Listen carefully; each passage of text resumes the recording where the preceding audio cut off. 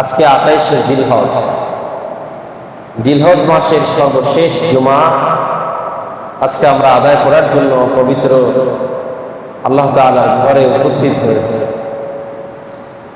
আগামী একদিন কিংবা 2 দিন পরে নতুন হিজরি বৎসর শুরু হবে, চান্দ্র মাস শুরু হবে। আমরা সাধারণত 3টি ক্যালেন্ডারকে আমরা অনুসরণ করে থাকি। একটা হলো খ্রিস্টীয় ক্যালেন্ডার, খ্রিস্টাব্দ আমরা গণনা করে থাকি, আরেকটা বঙ্গাব্দ, আর আরেকটা আমরা হিজরি ক্যালেন্ডার। 2টা ক্যালেন্ডার, হিজরি ক্যালেন্ডার ছাড়া বাকি 2টা ক্যালেন্ডার, 2টা বর্ষ গণনা, এটা সূর্যের উপরে নির্ভর করে আমরা গণনা করে থাকি। সৌর বৎসর, এই সৌর বৎসর প্রত্যেক বছর 365 কিংবা 366 দিন হয়ে থাকে। প্রত্যেক বছর সমান কালে, এতে কোনো মাসের পরিবর্তন হয় না, দিনের পরিবর্তন হয় না। কিন্তু চান্দ্র বৎসর এটা প্রত্যেক বছর এটার পরিবর্তন ঘটে, ঠিক কিনা বলে? এই জন্য আমাদের রমজান মাস আস্তে আস্তে করে কখনো শীতকালে কখনো গরমকালে এইভাবে এটার পরিবর্তন হয়ে থাকে। এই জন্য মুসলমানদের সকল ইবাদত, মুসলমানদের সকল আমল, আমাদের সকল কিছু ইবাদতের সকল কিছু গণনা করা হয় এই চান্দ্র মাসকে কেন্দ্র করে। এই জন্য উলামায়ে কেরাম বলেন, মুসলমানের জন্য হিজরি ক্যালেন্ডার বা চান্দ্র মাস বা আরবি ক্যালেন্ডার, এটা আমাদেরকে মনে রাখা, এই ব্যাপারে সচেতন থাকা প্রত্যেকটি মুসলমানের উপরে ফরজে কিফায়া, ফরজে কিফায়া। কেননা এই ক্যালেন্ডারের ভুল হওয়ার কারণে সবাই যদি ভুলে যায় তাহলে আমাদের ইবাদতে গরমিল হয়ে যাবে, ঠিক কিনা বলে? আমাদের রমজান মাসে একদিন কম বেশি হলে হয়তো আমরা রমজান মাসে ঈদ করে ফেলবো, অথবা ঈদের দিন আমরা রোজা রেখে ফেলবো। এই জন্য চান্দ্র মাসের হিসাব রাখা প্রত্যেকটি মুসলমানের উপর ফরজে কিফায়া। একটি সমাজের সবাই যদি এ ব্যাপারে যদি গাফেল থাকে, সবাই যদি ভুলে যায়, সবাই যদি অসচেতন থাকে, তাহলে গুনাহগার সবাই হবে, ফরজ ছেড়ে দেওয়া গুনাহ আমাদের হবে। সম্মানিত হাজিরিন, আমাদের জন্য দুর্ভাগ্য যে আমরা বর্তমানে হিজরি ক্যালেন্ডারের সাথে আমরা তেমন বেশি পরিচিত নই। আজকে ইংরেজি অথবা খ্রিস্টীয় কত তারিখ এটা আমরা সবাই কম বেশি জানি।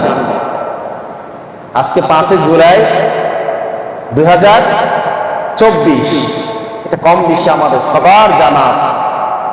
আমাদের সব কিছু অফিস আদালত সবকিছু এই ক্যালেন্ডারকে কেন্দ্র করে হয়ে থাকে। যদিও এটাকে আমরা ইংরেজি ক্যালেন্ডার বলি, কিন্তু ইংরেজি সালের সাথে আরবি সালের সাথে কোনো ক্যালেন্ডারের কি নাই, সম্পর্ক নাই, বরং এটা খ্রিস্ট ধর্মের সাথে সম্পর্কিত একটি ক্যালেন্ডার। তো মুসলমান একটি জাতি, স্বতন্ত্র জাতি, বৈশিষ্ট্যমণ্ডিত জাতি, তাদের নিজস্ব একটি ক্যালেন্ডার থাকা সত্ত্বেও সারা বিশ্বে মুসলমানরা তাদের কর্মকাণ্ড এই ক্যালেন্ডারকে কেন্দ্র করে পরিচালিত করতে পারছে। এটা জাতি হিসাবে মুসলমানদের জন্য দুর্ভাগ্য। এজন্য প্রত্যেকটি মুসলমানের এই চান্দ্র মাসের হিসাব, হিজরি বৎসরের হিসাব তাদের জানা থাকা এটা আবশ্যক। আজকে জিলহজ মাসের 28 তারিখ, এবং একদিন পরে কিংবা 2 দিন পরে চাঁদের উপর নির্ভর করে আমাদের মুহররম মাস শুরু হবে। গত জুমায় আমরা আলোচনা করেছিলাম, আমরা যে আমাদের জীবন থেকে একটি বছর যে হারিয়ে ফেললাম, গত 1 বছরের আমাদের আত্মসমালোচনা কি হওয়া উচিত ছিল, এ ব্যাপারে আমরা সংক্ষেপে আলোচনা করেছি। সর্বপ্রথম আমাদেরকে মনে রাখতে হবে, এই যে দিন, সপ্তাহ, মাস, বছর, এগুলো পৃথিবীর কারো আবিষ্কার নয়। এগুলো আল্লাহ সুবহানাহু ওয়া তাআলার দান। আল্লাহ সুবহানাহু ওয়া তাআলার কি দান, এটা আমাদের জন্য। যদি এই দিন, সপ্তাহ, দিবারাত্র যদি পরিবর্তন না হতো, এই বছরের যদি পরিবর্তন না হতো, তাহলে আমাদের জন্য, মানব জাতির জন্য অনেক কষ্টের বিষয়, দুর্ভোগের বিষয় হয়ে দাঁড়াতো। যদি কোনো রাত না থাকতো, দিন না থাকতো, সব সময় যদি রাত, সব সময় দিন, তাহলে এটা আমাদের জন্য কি বিড়ম্বনা হতো না? অবশ্যই কঠিন ব্যাপার হয়ে দাঁড়াতো। এই জন্য এটা আল্লাহ তাআলা অনুগ্রহ আমাদের উপরে, নিয়ামত এবং অনুগ্রহ আমাদের উপরে। এবং এই দিবারাত্রির সূচনা আমি আরো বলেছি,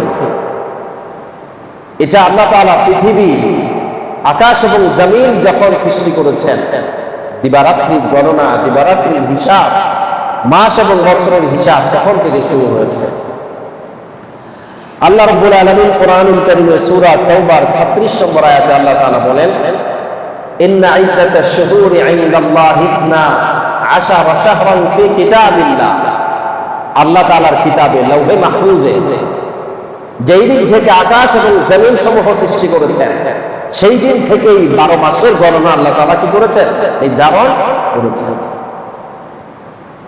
এবং এই 12 মাস থেকে মিনহা আরবাআতুল হুরুম, 4টি মাসকে আল্লাহ তাআলা সম্মানিত করেছেন, হারাম করেছেন। তার মধ্যে সালাসুন মুতাওয়ালিয়াত, 3টা মাস ধারাবাহিকভাবে, যে হারাম মাসের মধ্যে আমরা বর্তমানে অবস্থান করছি, যুলকাদা, যুলহিজ্জা, বর্তমানে যেটা যুলহজ মাস চলছে, এবং এর পরের মাস মুহররম মাস। এই লাগাতার 3 মাস হলো হারাম মাস, আর আরেকটি মাস হলো রজব মাস। আরেকটি মাস কি? রজব মাস। এই 4টা মাসকে আল্লাহ তাআলা সম্মানিত করেছেন। এই জন্য আল্লাহ তাআলা বলেন, ফালা তাযলিমু ফীহিন্না আনফুসাকুম। পৃথিবীর মানুষদেরকে আল্লাহ তাআলা বলেন, অন্তত এই 4টি মাসে তোমরা নিজেদের উপরে জুলুম করবে না। নিজেদের উপরে জুলুম করা মানে গুনাহের কাজ করা। প্রত্যেকটা গুনাহ করা মানে বান্দা তার নিজের উপরে জুলুম করা, ঠিক কিনা বলে? নিজের উপরে সবচেয়ে বড় জুলুম হচ্ছে আল্লাহর নাফরমানি করা, গুনাহের কাজে লিপ্ত হওয়া। এটা বান্দা অন্যের উপরে জুলুম নয়, এটা নিজের উপরে সে জুলুম করছে। আল্লাহ রাব্বুল আলামিন বলেন, ফালা তাযলিমু ফীহিন্না আনফুসাকুম। এই হারাম মাসগুলোতে যখন তোমরা অবস্থান করবে, সম্মানিত মাসগুলোতে যখন তোমরা থাকবে, এই মাসগুলোর সম্মানে তোমরা নিজেদের উপর জুলুম করবে না, গুনাহের কাজে তোমরা লিপ্ত হবে না। অন্য মাসে, সারা মাসে গুনাহ করা, সারা বছর গুনাহ করা কি বিশেষ? গুনাহের কাজ কি কখনো হালাল হয় নাকি?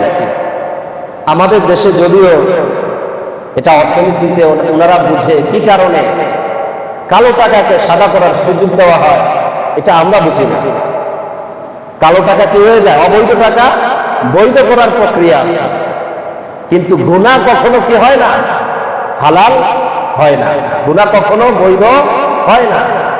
অন্যায় অন্যায় সব সময়, অপরাধ সব সময়ের জন্য অপরাধ।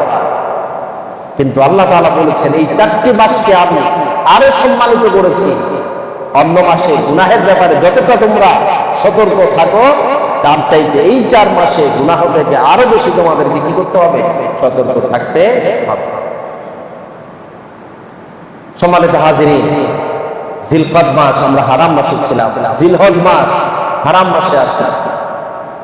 আগামী মাস মুহররম মাস। এই মুহররম মাসটাও এটা হারাম সম্মানিত মাস। এই মাসে একদিক থেকে গুনাহ করা যেমন নিষিদ্ধ, তেমনি এই প্রত্যেকটা মাসের মর্যাদা, ইবাদতের মর্যাদাও আল্লাহ তাআলা বাড়িয়ে দিয়েছেন, ঠিক কিনা মনে? জিলহজ মাসে আমরা আলোচনা করেছি, জিলহজ মাসের প্রথম 10 দিনের মর্যাদা আল্লাহ তাআলার কাছে অনেক বেশি।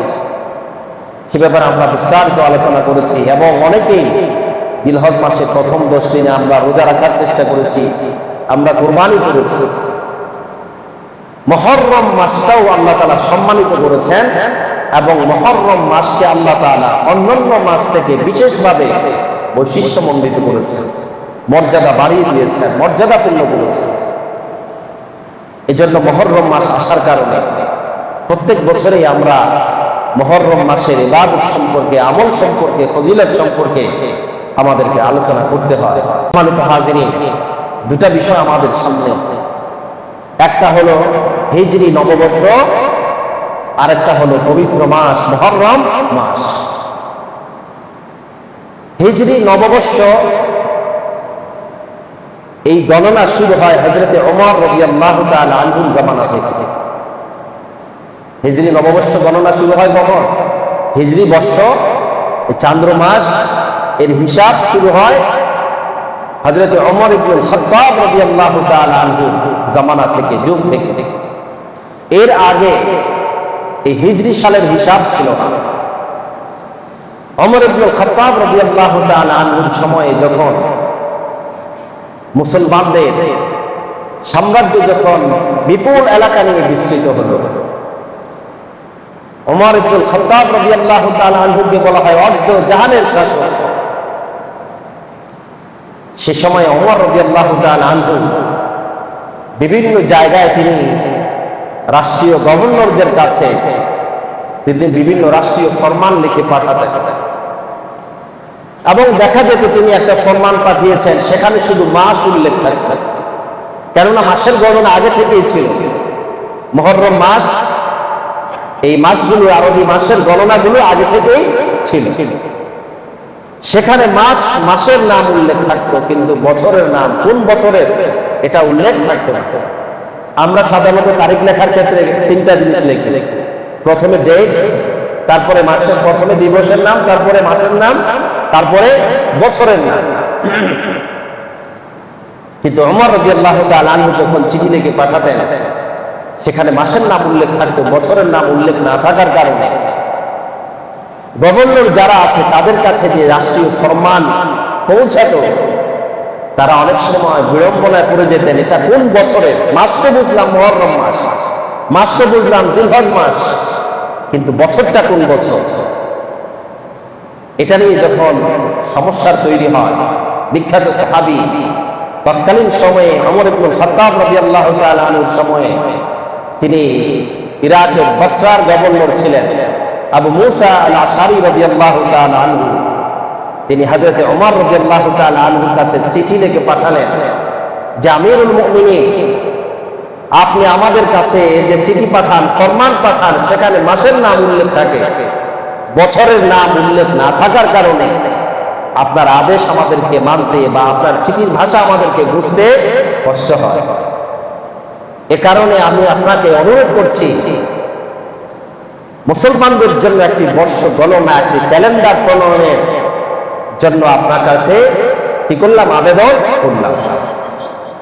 আবু মুসা আশআরী রাদিয়াল্লাহু তাআলা আনহুর সেই আবেদনের পরিপ্রেক্ষিতে হযরত ওমর ইবনুল খাত্তাব রাদিয়াল্লাহু তাআলা আনহু এই হিজরি বর্ষ, হিজরি ক্যালেন্ডার প্রণয়নের জন্য তিনি হযরত আলী রাদিয়াল্লাহু তাআলা আনহু, হযরত উসমান রাদিয়াল্লাহু তাআলা আনহু মতো বিখ্যাত সাহাবীদেরকে নিয়ে একটি কমিটি গঠন করলেন এবং তাদের সাথে পরামর্শ সভা করলেন, এবং সেই সভায় সিদ্ধান্ত হলো যে মুসলমানদের জন্য একটি আলাদা ক্যালেন্ডার তৈরি করা হবে। কিন্তু এই ক্যালেন্ডারের গণনা শুরু হবে কোন মাস থেকে, কোন দিন থেকে, এটা নির্ধারণের জন্য তিনি সবার কাছ থেকে মন্তব্য চাইলেন, পরামর্শ চাইলেন। তখন কেউ কেউ মন্তব্য দিলেন, পরামর্শ দিলেন যে রাসূল করিম সাল্লাল্লাহু আলাইহি ওয়াসাল্লামের জন্ম তারিখ থেকে এই আরবি বর্ষের গণনা শুরু করা হবে।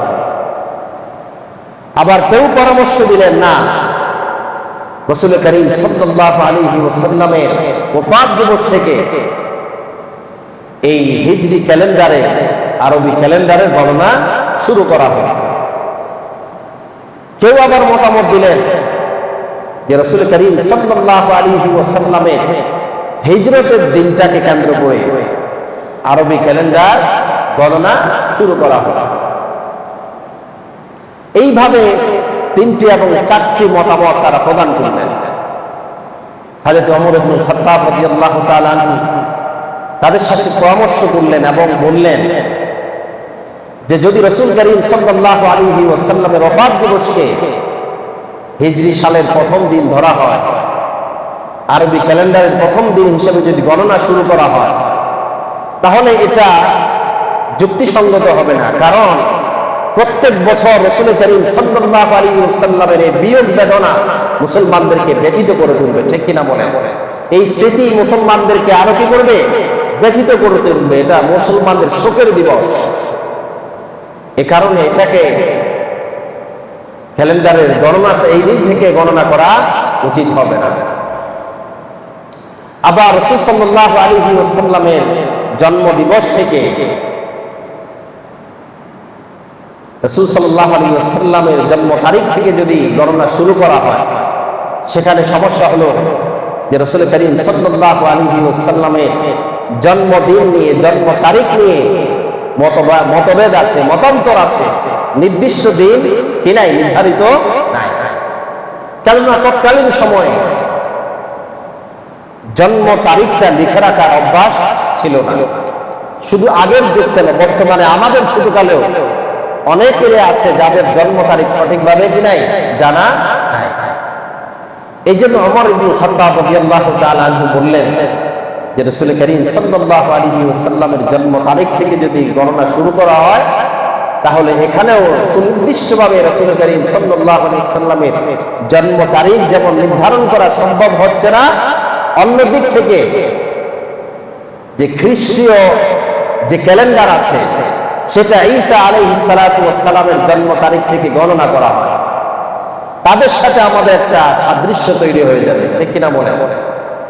রাসূল করিম সাল্লাল্লাহু আলাইহি ওয়াসাল্লাম মুসলমানদেরকে সব সময় সর্বদিক থেকে ইহুদি এবং খ্রিস্টানদেরকে তাদের সাথে বিপরীত করার জন্য আমাদেরকে আদেশ দিয়েছে, সাদৃশ্য করা থেকে বিরত থাকার জন্য কি দিয়েছেন? নির্দেশ দিয়েছে। দুইটি কারণে রাসূল করিম সাল্লাল্লাহু আলাইহি ওয়াসাল্লামের জন্ম তারিখ থেকেও হিজরি ক্যালেন্ডারের গণনা শুরু করা হয়। সর্বশেষ সিদ্ধান্ত হলো যে রাসূল করিম সাল্লাল্লাহু আলাইহি ওয়াসাল্লামের হিজরত থেকে, হিজরতের বছর থেকে মুসলমানদের এই ক্যালেন্ডার, আরবি ক্যালেন্ডার, হিজরি ক্যালেন্ডারের গণনা শুরু করা হলো।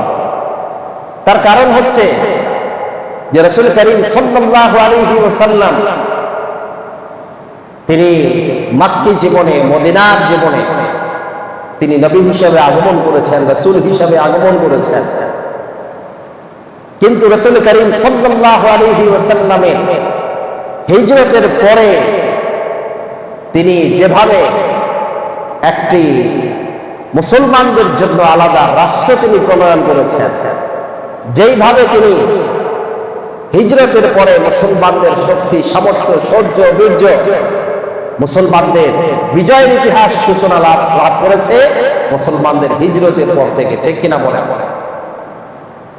মক্কায় ছিল মুসলমানরা নির্যাতিত, নিগৃহীত, সুবিধা বঞ্চিত মানুষ। হিজরত করার পরে মুসলমানরা মদিনার মধ্যে তারাই ছিলেন প্রাধান্য, ঠিক কিনা বলেন? এখান থেকে রাসূল করিম সাল্লাল্লাহু আলাইহি ওয়াসাল্লামের মূল যাত্রা শুরু, ইসলামের বিজয় শুরু। সে বিজয়ী জাতি হিসাবে মুসলমানদের এই দিনটাকে স্মরণীয় করে রাখার জন্য, হিজরতের বছরকে স্মরণীয় করে রাখার জন্য হিজরি ক্যালেন্ডার রাসূল করিম সাল্লাল্লাহু আলাইহি ওয়াসাল্লামের হিজরত থেকে শুরু হয়েছে। এবং যে সময়ে এই ক্যালেন্ডার প্রণয়ন করা হয়, তখন রাসূল করিম সাল্লাল্লাহু আলাইহি ওয়াসাল্লামের হিজরতের 17তম বছর চলছিল। ওমর ইবনুল খাত্তাব রাদিয়াল্লাহু তাআলা আনহুর জামানায়, অর্থাৎ হিজরতের 17তম বছরে মুসলমানদের জন্য এই আলাদা একটি ক্যালেন্ডার, বর্ষ গণনা, হিজরি বর্ষ গণনা শুরু হয়। এবং সেখান থেকে শুরু করে আজ পর্যন্ত মুসলমানদের এই ক্যালেন্ডার, এই হিজরি বর্ষ, এটা শুধু মুসলমানদের বছর গণনার একটি মাধ্যম নয়, বরং গোটা বিশ্বে মুসলমানদেরকে আলাদা স্বতন্ত্র বৈশিষ্ট্যে পরিচিত করার জন্য এই মুসলিম ক্যালেন্ডার অথবা হিজরি ক্যালেন্ডার এটি একটি বড় মাধ্যম, ঠিক কিনা বলে? আজকে যদি আমাদের সামনে যদি এই আরবি ক্যালেন্ডার যদি না থাকতো, হিজরি ক্যালেন্ডার যদি না থাকতো, তাহলে আমাদেরকে ওই তাদের বানানো অর্থাৎ সেই খ্রিস্টীয় ক্যালেন্ডারের উপরে নির্ভর করে আমাদের সবকিছু করতে হতে। সম্মানিত হাজিরিন, এজন্য আসুন যে আমরা আমাদের এই খ্রিস্টীয় ক্যালেন্ডার তো আমরা যতই বলি এটা আমরা চর্চা করব, কেননা আমাদের সমাজ রাষ্ট্র সব জায়গায় এখন এটা প্রচলিত হয়ে গিয়েছে। তারপরে এর পাশাপাশি আমরা সব সময় হিজরি সালকে আমরা স্মরণ রাখবো। হিজরি বর্ষ আসছে, দেখেন একটু যখন এই খ্রিস্টীয় বর্ষ যখন শুরু হয় তখন কত ধরনের প্রোগ্রাম রাষ্ট্রীয়ভাবে করা হয়, ঠিক কিনা বলেন? কিন্তু এই যে 2 দিন পরে, একদিন পরে আরেকটি নববর্ষ শুরু হবে, নতুন বর্ষ যে শুরু হবে, এটা মুসলমানরা কেউ জানেও না, ঠিক কিনা বলেন? আচ্ছা, আমরা যারা উপস্থিত আছি এর মধ্যে কয়জন জানতাম যে আমরা একটা বছর শেষ করতেছি, আরেকটি বছর আমরা শুরু করতেছি? পহেলা বৈশাখ এটাকে প্রমোট করার জন্য, বাংলা সালকে আমাদেরকে বাংলা সালের সাথে পরিচিত থাকার জন্য পহেলা বৈশাখ এটা যেভাবে মানুষের মধ্যে আনন্দ উদযাপন, যেভাবে আমরা উদযাপন করি, তারপরে 31st নাইট যেভাবে আমরা উদযাপন করি, কিন্তু আরবি বছর আসে এবং চলে যায়, সেইভাবে মুসলমানদের ভিতরে কোনো পরিবর্তন দেখা যায় না। অথচ একজন মুসলিমের জন্য এই চান্দ্র মাস হিসাব করা, চান্দ্র বৎসর হিসাব করা তার জন্য মুস্তাহাব, এবং এটা হিসাব রাখা একজন মুসলমানদের জন্য ফরজে কিফায়া। আল্লাহ তাআলা আগামী বর্ষটাকে নতুন করে আমাদেরকে শুরু করার তৌফিক দান করুন। সকলে বলুন আমিন। এই মুহররম মাস দিয়ে কেন আরবি মাসটা শুরু হলো? আরো তো অনেক মাস আছে, ঠিক কিনা বলেন? রমজান মাস দিয়ে শুরু হতে পারত, জিলহজ মাস দিয়ে শুরু হতে পারত, মুহররম মাস দিয়ে কেন আরবি মাসের গণনা আল্লাহ তাআলা শুরু করেছেন? তার কারণ আল্লাহ তাআলা ভালো জানেন, কিন্তু এর রহস্য এটাও হতে পারে যে মুহররম মাস আছে জিলহজ মাসের পরে। কোন মাসের পরে? জিলহজ মাসের পরে। আর জিলহজ মাসে হাজী সাহেবরা হজ করে, তারা একেবারে মাসুম পুত পবিত্র হয়ে তারা তাদের দেশে ফিরে যায়। যেন আল্লাহ তাআলা বুঝাতে চান, একজন হাজী হজ করার মাধ্যমে তার জীবনটাকে যেমন নতুন করে সে শুরু করার চেষ্টা করে, ঠিক কিনা বলে? প্রত্যেকজন হাজী যখন হজে যায়, হজ থেকে আসার পরে সে হজ থেকে আসার পরে আগের জীবন এবং তার পরের জীবনে পরিবর্তন আছে না নাই? দীর্ঘ সময় এই পরিবর্তন ধরে রাখতে না পারলেও একজন হাজী সাহেব হজ করে আসার পরে অনেক দিন ধরে সে চেষ্টা করে যে আল্লাহ তাআলা আমাকে হজের মতো নিয়ামত, আমার ইবাদতের তৌফিক দিয়েছেন, এখন থেকে আমি আমার জীবনকে নতুন করে শুরু করব। যে একজন মানুষ যেন তার জীবনের সমস্ত গুনাহগুলোকে মাফ হয়ে যাওয়ার পরে, ধুয়ে মুছে পরিষ্কার হয়ে যাওয়ার পরে নতুন বৎসরে নতুন করে তার জীবনটা যেন শুরু করতে পারে, এই জন্য আল্লাহ তাআলা মুহররম মাস দিয়ে হিজরি মাস, আরবি মাসের গণনা আল্লাহ তাআলা শুরু করেছেন। আরেকটি হলো মুহররম মাস, এটা যেমন হারাম মাস, জিলহজ মাস এটাও হারাম মাস। এটার যেমন বৈশিষ্ট্য আছে, মর্যাদা আছে, মুহররম মাসেরও মর্যাদা আছে। তার মানে বোঝা যায় যে হিজরি মাসের, হিজরি বছরের সর্বশেষ মাসটা যেমন পবিত্র মাস, সর্বপ্রথম মাসটাও তেমন পবিত্র মাস। সর্বশেষ মাসে যেমন যুদ্ধ, বিগ্রহ, গুনাহ, অন্যায়, অবিচার, জুলুম, নির্যাতন যেমন ভাবে নিষিদ্ধ, মানুষ যেমন পুত পবিত্র থাকে এবং তাদের মাসটা, বছরটাও শুরু হয় তেমন করে পুত পবিত্রতা দিয়ে। সুবহানাল্লাহ। দেখেন 31st নাইটের মাধ্যমে, গুনাহের মাধ্যমে বছর শেষ, আবার গুনাহের মাধ্যমে বছরকে কি করা হয়? বরণ করা হয়। কিন্তু ইসলাম এত সুন্দর ব্যবস্থা করেছে। ইসলামের সকল উদযাপন হলো ইবাদত দিয়ে, ঠিক কিনা বলেন? এই জন্য আমরা ঈদের নামাজে, ঈদের সময় কি করি?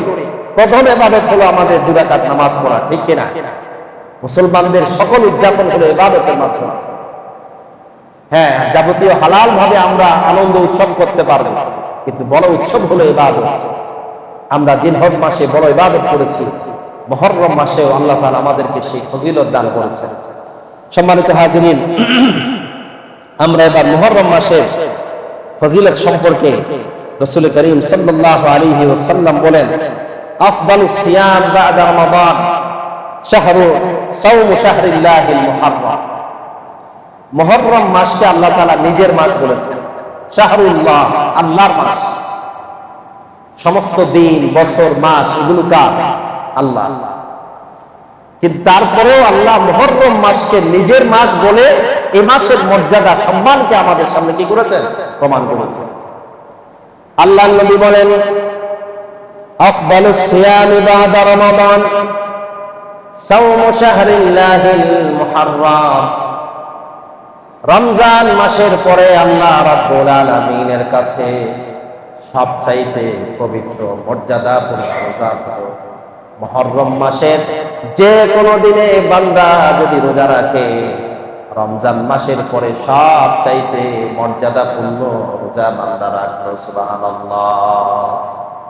1 তারিখ থেকে, মুহররম মাসের 1 তারিখ থেকে শেষ তারিখ পর্যন্ত যে কোনো দিনের রোজার আলাদা মর্যাদা আছে। কি আছে? আলাদা মর্যাদা আছে। কেননা এই মাসটাকে আল্লাহ তাআলা নিজের মাস বলে ঘোষণা করেছেন এবং আল্লাহ রাসূল সাল্লাল্লাহু আলাইহি ওয়াসাল্লাম বলেছেন যে মুহররম মাসের রোজা রমজান মাসের পরে আল্লাহ তাআলার কাছে সবচাইতে মর্যাদাপূর্ণ। আর ইবাদতের মধ্যে রোজা একটি গুরুত্বপূর্ণ ইবাদত। এজন্য আমরা বছরটা যেহেতু শুরু করব, শেষ করলাম আমরা রোজা দিয়ে, ঠিক কিনা বলেন?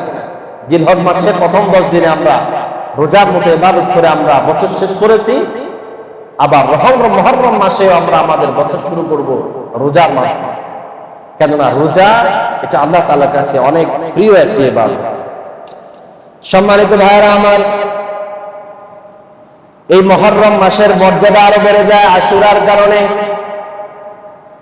আশুরা শব্দের অর্থ হচ্ছে 10ম তারিখ।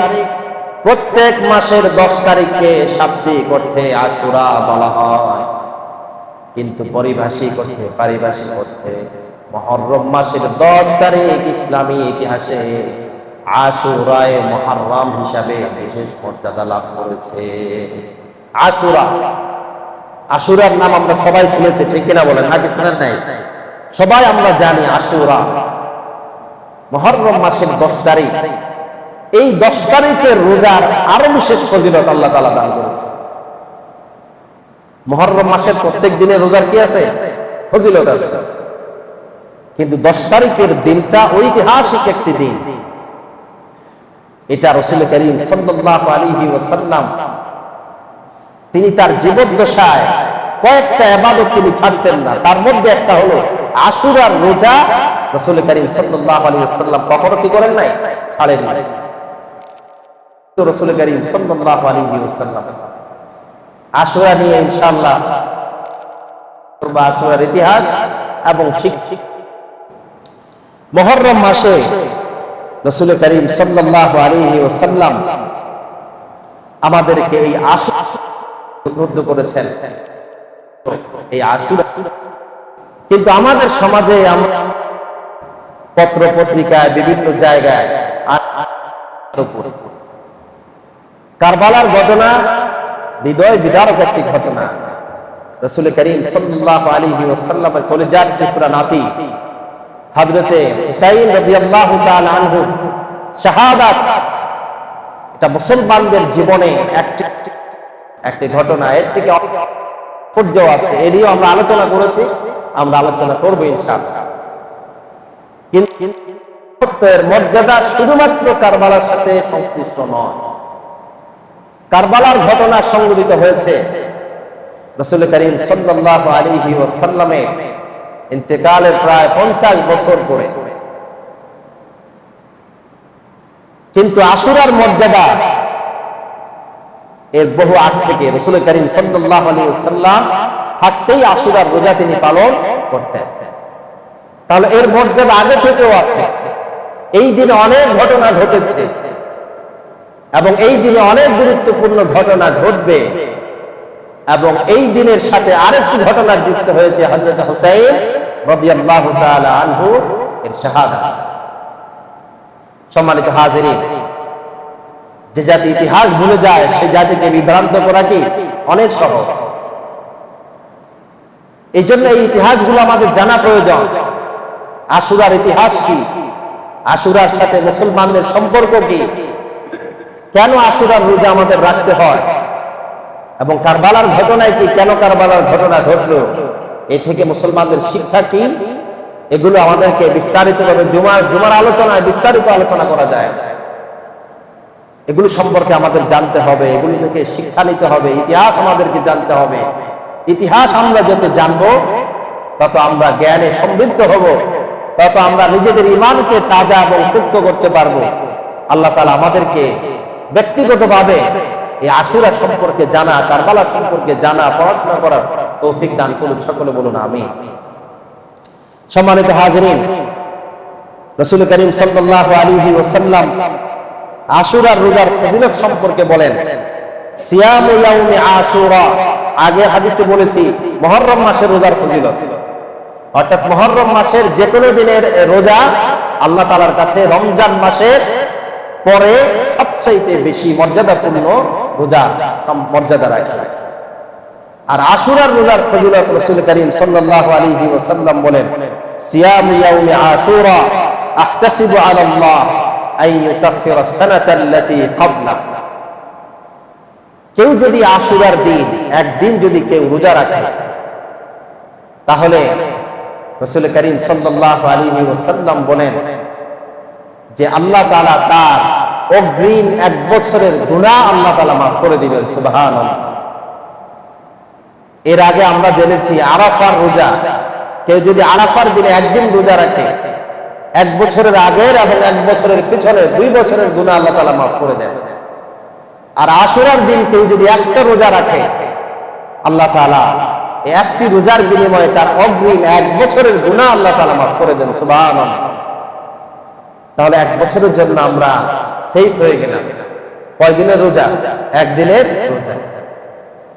রাসূল করিম সাল্লাল্লাহু আলাইহি ওয়াসাল্লাম মক্কায় থাকতেও তিনি এই রোজা রাখতেন, কেননা আশুরাটা অনেক আগ থেকেই পরিচিত ছিল। মদিনায় আসার পরে তিনি দেখলেন যে এই দিনে ইহুদিরাও রোজা রাখে। আল্লাহ রাসূল জিজ্ঞেস করলেন, তোমরা রোজা রাখো কেন? তারা বলল, আমরা তো রোজা রাখি এই দিনে আমাদের নবী মূসা আলাইহিস সালাতু ওয়াস সালামকে আল্লাহ তাআলা ফেরাউনের কবল থেকে নাজাত দিয়ে ফেরাউনকে সমুদ্রের মধ্যে ডুবিয়ে মেরেছিলেন, আর আমাদের নবী মূসা আলাইহিস সালামকে বনু ইসরাইলকে মুক্ত করেছিলেন এই দিনে। এই জন্য আমাদের নবী শুকরিয়া তার এই দিনে রোজা রাখতো, আমরাও বিজয় দিবস হিসেবে এই দিনে রোজা রাখি।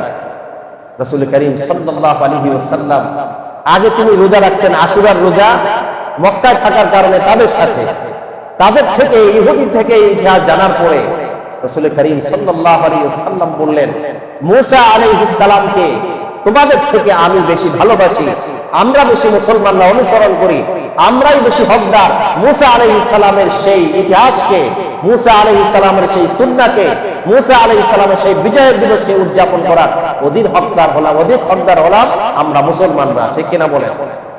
কারণ তারা নামকাওয়াস্তে দাবি করে মূসা আলাইহিস সালামের অনুসারী, প্রকৃতপক্ষে মূসা আলাইহিস সালামের অনুসারী হলে তারা মুহাম্মদুর রাসূলুল্লাহ সাল্লাল্লাহু আলাইহি ওয়াসাল্লামের অনুসরণ করতে তারা বাধ্য। ঠিক কিনা বলেন? দাবি আর তাদের কাজ কোনটা একসাথে মিলে না। এজন্য আল্লাহ রাসূল বলেন, তোমাদের থেকে আমি বেশি হকদার, মুসলমানরা বেশি হকদার। এই জন্য আল্লাহ রাসূল বললেন, আমি আগামী বছর থেকে সব সময় এই রোজা রাখবো।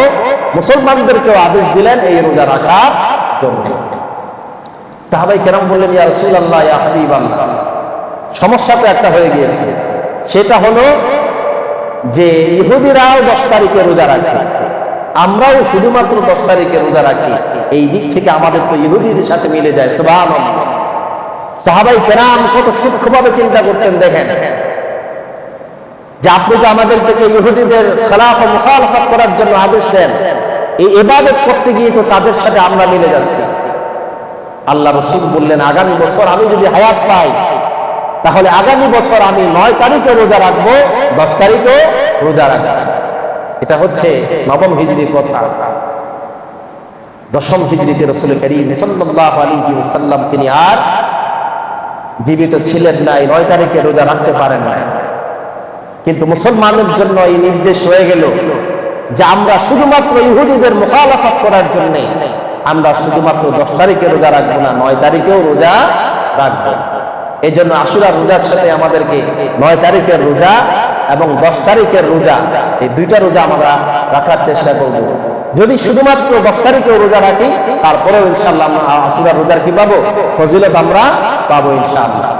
এই ব্যাপারে 3টা মত। একটা হলো সবচেয়ে উত্তম হলো যে 9 তারিখ, 10 তারিখ, 11 তারিখ 3 দিন রোজা রাখা, অথবা 9 তারিখ 10 তারিখ, অথবা 10 তারিখ 11 তারিখ।